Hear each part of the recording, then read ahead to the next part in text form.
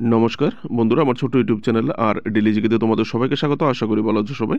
বন্ধুরা, যারা হাইকোর্টের এক্সামের প্রিপারেশন করছো আগামী দিনের জন্য, তোমাদের জন্য ক্লাস নাম্বার 43।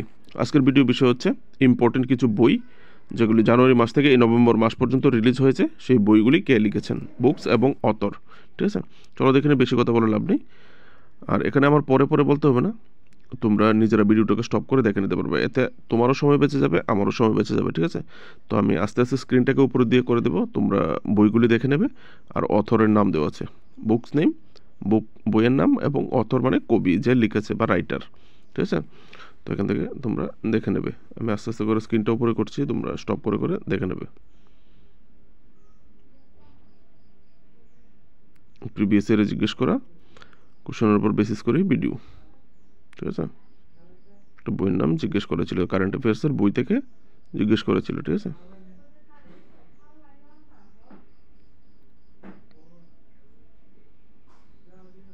দিয়ে আসলে একটা ইম্পর্টেন্ট বই, কৈলাস সত্যার্থী, যিনি নোবেল প্রাইজ উইনার ভারতের, ওনার জীবনের আত্মকাহিনী।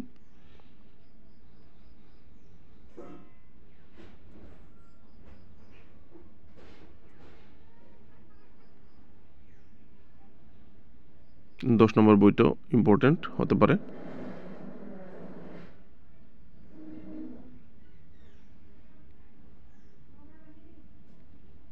Careless people. 13 নম্বর সংস্কৃত কা 5वां অধ্যায়। দ্য কাশ্মীর সওয়াল, এটাও ইম্পর্টেন্ট হতে পারে। এই কাশ্মীর সওয়ালের মধ্যে তোমাকে রোজি থমাস দিতে পারে অথর নেম, বা জেনি কিং দিতে পারে, কারণ জেনি কিংয়ের ছদ্মনাম রোজি থমাস। ঠিক আছে, এই দ্য কাশ্মীর সওয়ালে, তো এই কারণে দুটোটার নাম মনে রাখতে হবে।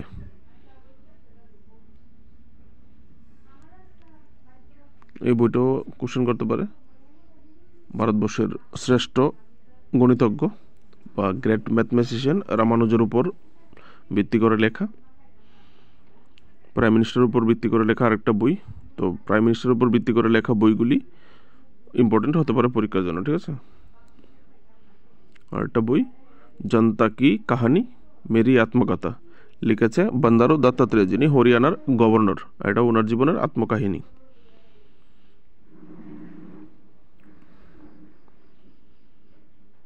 Indira Gandhi related book, Indira Gandhi and the year that transformed India.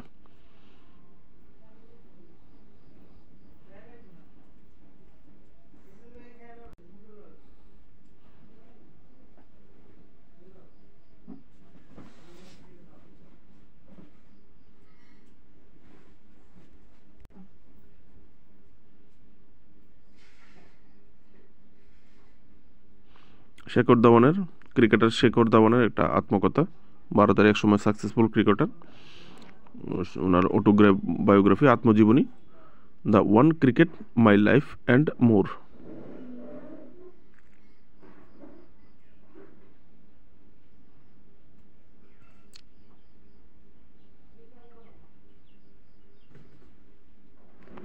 The rise of the hitman.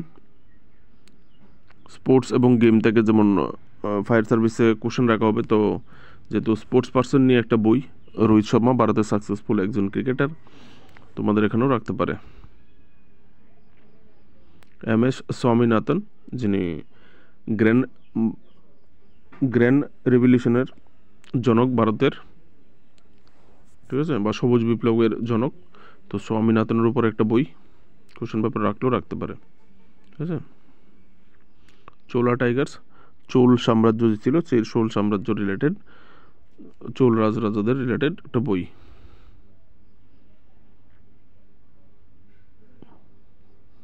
Anupam Kher actor, 35 number বইটা, ডিফারেন্ট বাট নো লেস।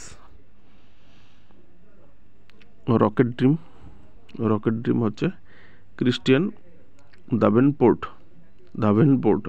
বইটা হচ্ছে আমাজনের মালিক এবং ইলন মাস্কের মধ্যে কম্পিটিশন রিলেটেড একটা বুক। ঠিক আছে, ইকোনমিক কম্পিটিশন রিলেটেড একটা বুক।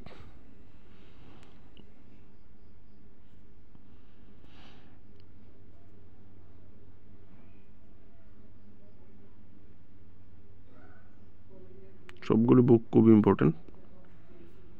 Why the constitution matter, former chief justice ছিলেন ভারতের DY চন্দ্রচূড়, তো তিনি লিখেছেন এই বইটা। হাইকোর্টের এক্সামে জিজ্ঞেস করলেও করতে পারেন, যেহেতু জাজ related. Next, they will shoot you madam, my life through conflict, Indira Gandhi related.